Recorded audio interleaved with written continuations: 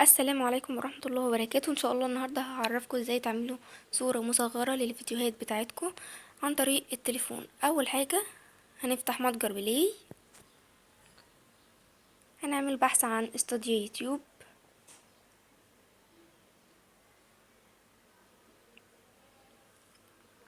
هنعمل تثبيت للتطبيق، والتطبيق مساحته مش كبيرة، التطبيق مساحته 7 ميجا بايت.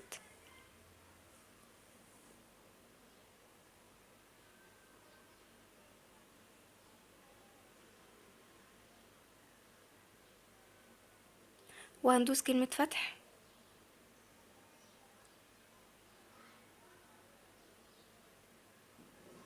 وهندوس على كلمة الخطوة الأولى، وهظهر لنا القناة زي ما انتم شايفين والإحصاءات. هنعمله هنسحب الشاشة من اليمين وندوس على كلمة الفيديوهات، هيجيب لنا الفيديوهات بتاعتنا. نختار بقى الفيديو اللي احنا عايزين نحط عليه صورة مصغرة.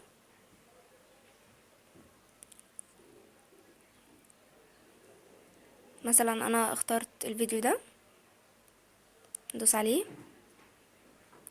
بعد كده هيجيلنا من فوق علامة اليوتيوب، وجنبيها علامة تانية، وجنبيها علامة تالتة على رسمة القلم، هندوس على رسمة القلم.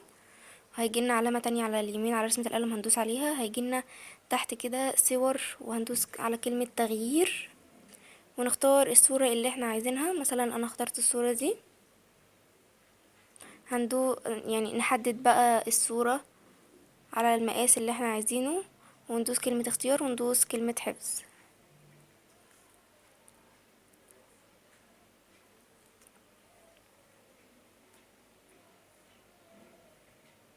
بس كتب لنا تم حفظ التعديلات. كده احنا حطينا الصورة المصغرة، ما خدتش مننا وقت ولا مجهود. وزي ما انتم شايفين كده، لو رجعنا للفيديو تاني هنلاقي الصورة محطوطة.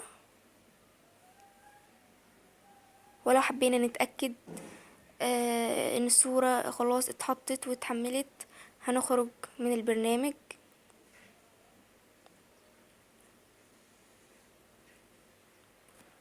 وهندخل على اليوتيوب.